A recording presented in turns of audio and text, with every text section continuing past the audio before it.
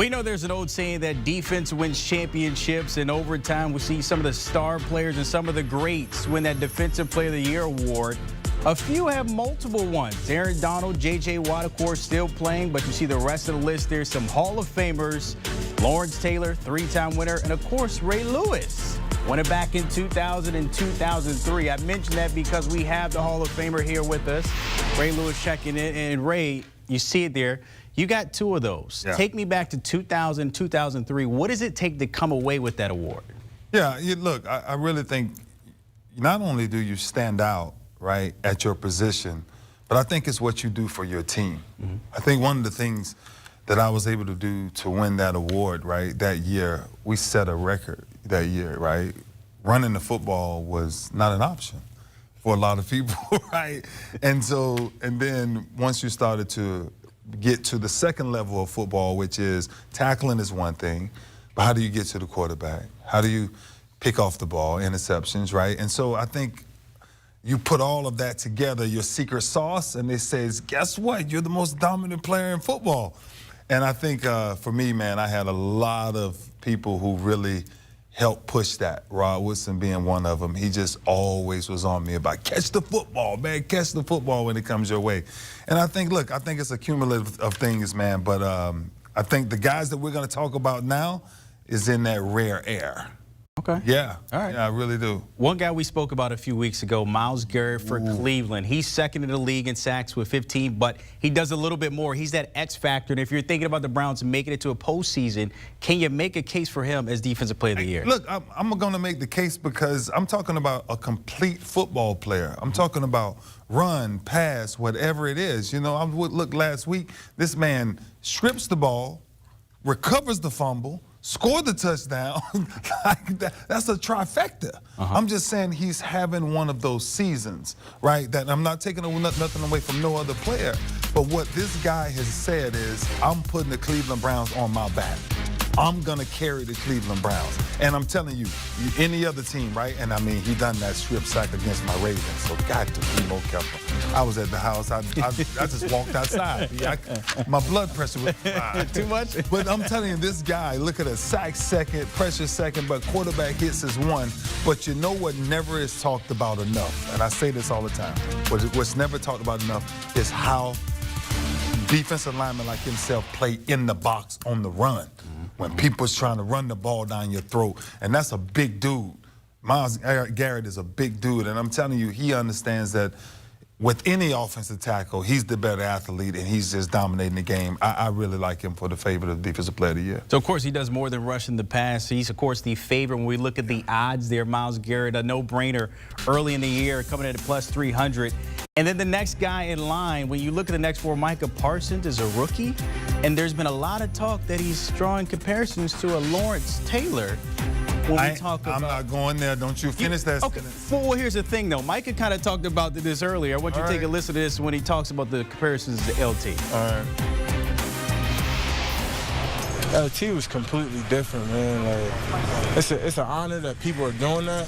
But, I mean, to be compared to, like, a Hall of Famer so early on, I mean, it's just not ready to be in the conversation yet.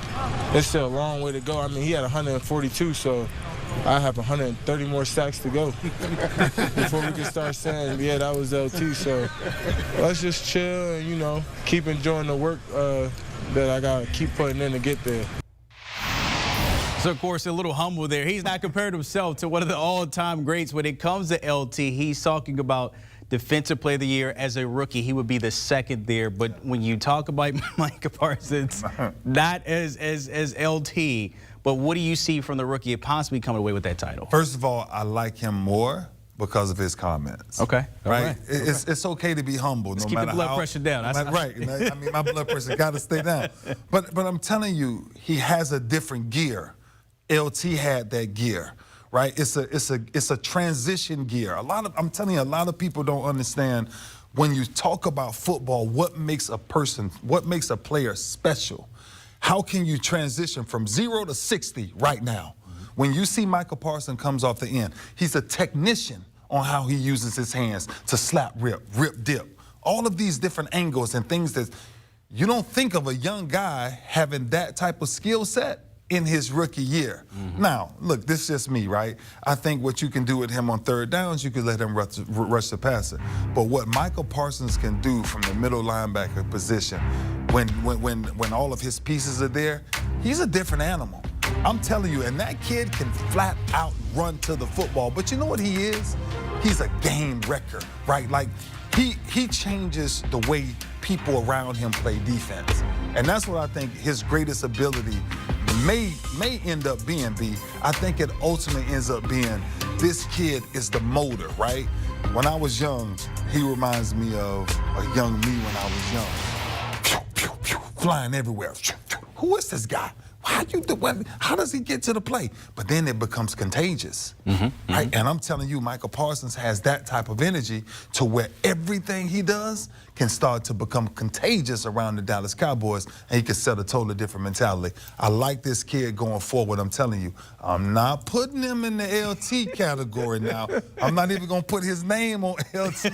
No, and he said it. He has a long way to go, but I tell you what a heck of a start this kid has. A lot of people forget, too, he set out 2020 because he was getting ready for the draft, opted out the season, played video games and trained. The man set out 2020. Came off the couch, 75 tackles and 12 sacks, which is good for third in the league. Wow. When you go up the list, though, Myles Garrett is second. Yeah. The guy at first, TJ Watt. Woo. Now, the Watt family, they have this trophy, somewhere in the family room, but TJ doesn't have one yet. Chances he can get one this year. TJ is just one of those guys that you love playing football with. Old school construction worker. One of these guys is going to have their lunch pail. Their sandwiches going to be packed. Everything's going to be in there because when he comes to work, it's what he does. And look, I'm telling you this. If we show film on TJ, I want to show you how he's always working his hands, how he's always creating leverage, right? By how he dips and rips. A lot of people say, oh, pass rushing is not a technique, it's just getting to the quarterback. TJ Watt has a hunger for greatness. He has a hunger. His brother, JJ Watt, right? So I'm sure on Thanksgivings or Christmas or whenever they're home together, I'm sure JJ's saying, yeah, TJ, I got 3 of those. Just in case. You want to get one? Do you want to get one of those? I think this is a good year for him as well.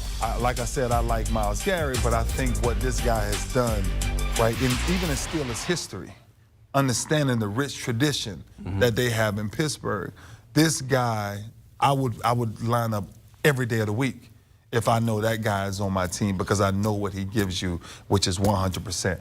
Listen, man, I think this race is going to really be tough, and I think what separates it is, and this is me, right, if I'm sitting down watching it, what determines the complete player, right? And I think out of these 3 or 4 guys that we're about to talk about, and I don't want to get too far before I get to the last one, but I think Myles Garrett is just the complete dominance when they talk about a defensive player of the year. Okay, so Myles Garrett, you can say he's complete, but the last person we're going to talk about. Oh boy, you can plug him in any year. A human probably record. Next year, the year after that, Aaron Donald. Yeah. He's won it 3 times, back-to-back 2017 and 2018. Yeah.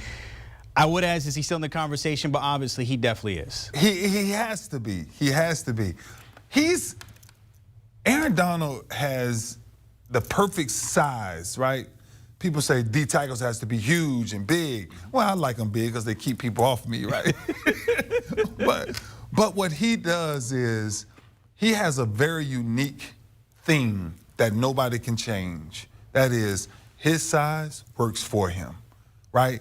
Probably 90% of the offensive tackles or offensive guards that he's going against, he's shorter than. But in the game of football, low man wins. So when he comes off the ball, he is a wreckage. He's destroying everything in sight, B. Like, I'm telling you, the reason why I love watching Aaron Donald play football, because he can change the moment of a game in a second.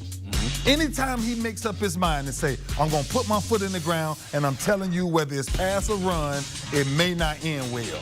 And one of the things I love about Aaron Donald, right, and this is kind of a selfish thing, because at one point in your career, you have to become a player that says, maybe I'm the only one to set the tone.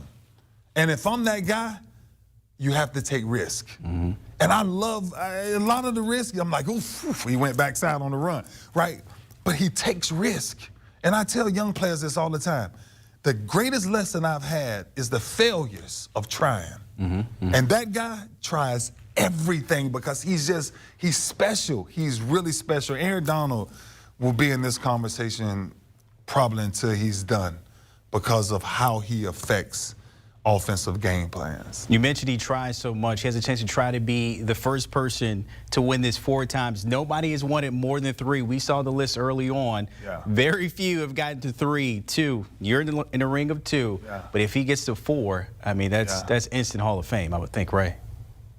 I don't know if I'm putting him that. Now, see, there we go. Right, We're going a long ways. That's a long way. We'll say that. Let the man get to 10 years in his career. We'll say that for another time there. Ray Lewis, Brandon Bailey here, of course, breaking down all the defensive players. The conversation continues, though, on Inside the NFL. Don't forget to check that out on a weekly basis. Tuesdays at 9:30 p.m. Eastern, exclusive on Paramount Plus. New episodes each week. Download it. Give that a follow. Why not?